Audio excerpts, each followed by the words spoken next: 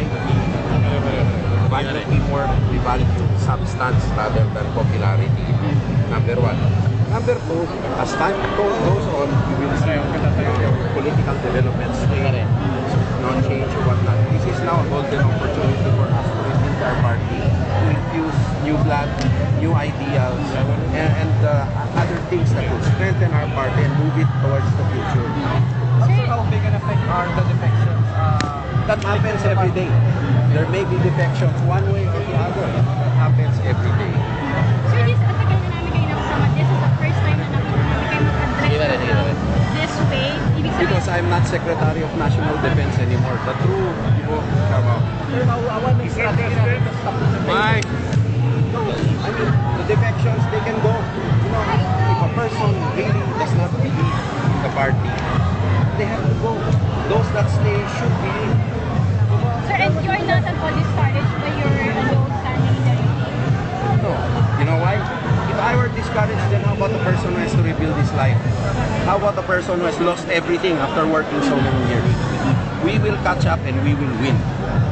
Mark my words.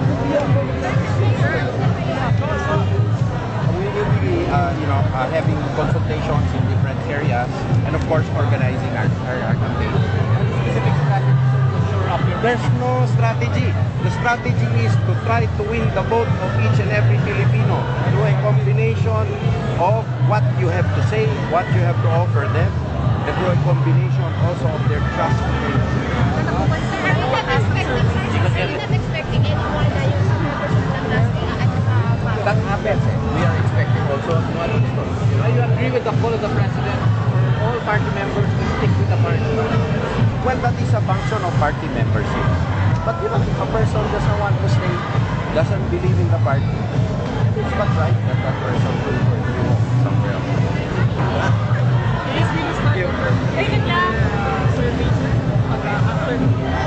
I'm going 100% into the pursuit of what my party has chosen me to be.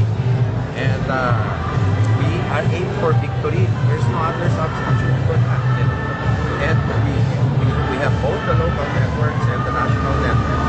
And we have a good message. We have a good product to sell to the Filipino people, our party.